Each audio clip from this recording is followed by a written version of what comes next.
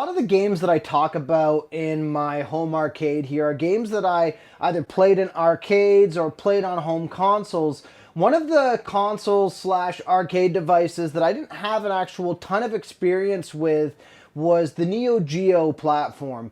And where I played most of those, where most of my nostalgia comes for most of the Neo Geo games, actually had to do with MAME emulators. And when I was a kid, I would go to my uncle's house and I would load up all these different games, and I found myself oftentimes drawn to a lot of the Neo Geo games that he had on this emulator. And one game in particular that I came back to quite a bit was Breaker's Revenge. And part of the aesthetic to that game initially, it just seemed like a Street Fighter 2 clone. And at that time, I was really big into Street Fighter 2. But when I'd go to my uncle's, he didn't really have that emulated. He only had games like Breaker's Revenge. And I got pretty obsessed with that game. And every time I'd go there, I would typically load it up and play it for quite a bit of time. And as I got older, it was something that kind of faded off in the background until I started looking up Neo Geo collections and Neo Geo games online and seeing people play this game. And I started having a lot of memories flooding back about how much I enjoyed that. And recently I purchased the Visco mini arcade bar top machine.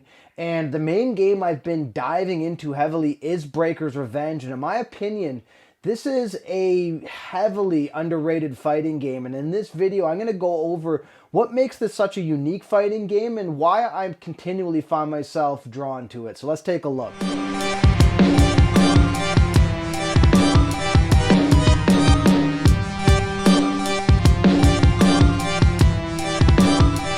One of the first things you'll notice out of the gate with Breaker's Revenge is this game looks almost like a Street Fighter 2 clone in a lot of ways. There's even a lot of attacks that look very similar to some of the Street Fighter 2 attacks, like the Hadoukens and those sorts of things.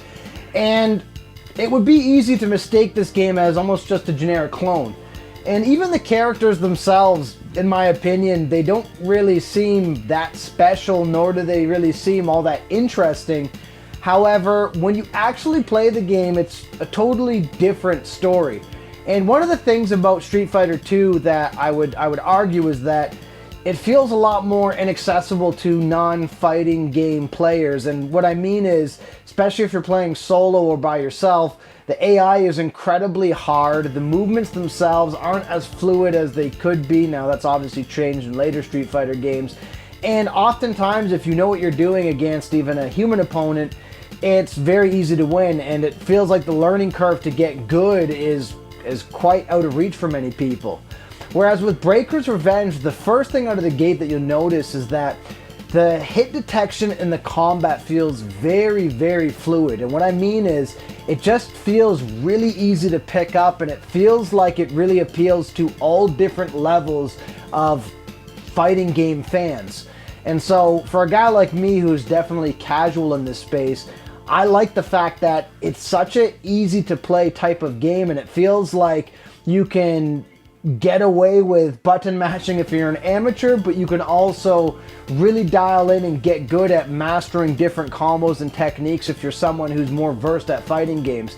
Whereas a game like Street Fighter 2 or a lot of fighting games of that era, it felt like you had to really, really, really be good to get into the game at all. And I think Breaker's Revenge does a fantastic job of streamlining how it plays. And what I also like is that I felt like in Breaker's Revenge, executing combos typically felt a lot easier and a lot more fluid than fighting games of that era and even current fighting games. And that's something that made the game to me seem very special, and it made it feel just very fun overall in playing, and it also feels overall just like a smooth experience. Now, I will also emphasize that in terms of aesthetics, as I understand, Breaker's Revenge is just an updated version of Breakers, but Breaker's Revenge came out in '98, and if you look at the graphics, they're relatively lackluster, even compared to, a Street Fighter 2 of that came out in '94. The graphics themselves don't look as good as they could be. Now, where it seems like the developers put their focus was on having fluid movements in all of their animations and all of the different characters. But what it doesn't have is really exciting looking backgrounds or even generally exciting looking digital art throughout the game. It just looks kind of bland, and I think that's one of the biggest reasons that for a lot of people this game is something that might have kind of fallen to the wayside in terms of people actually even trying it or seeking it out, because at first glance it really does look like a Street Fighter 2 clone. It doesn't really look like its own thing. But when you play it and you get into the depth of the movements, you get into the depth of the combo system, you get into the depth of just how fluid the fighters feel, you start to realize that this game does a lot of great things that a lot of modern fighters are only just starting to do well. And I think that's kind of one of the beautiful parts of Breaker's Revenge, but it's also one of the unfortunate things because this isn't a game that you commonly hear much about nor see much about from the fighting game community, not from what I could tell. And it really is something that I recommend just giving a try and just trying it out versus some of the more conventional fighters, because I think there is a ton of fun to be had here, and I also think that overall it feels a lot better balanced than a lot of fighters even typically do.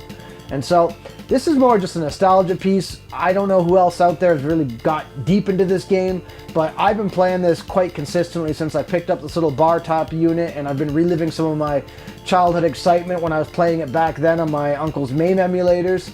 And basically I just wanted to go over this game and see if anyone else out there's played this and what your thoughts are on Breaker's Revenge.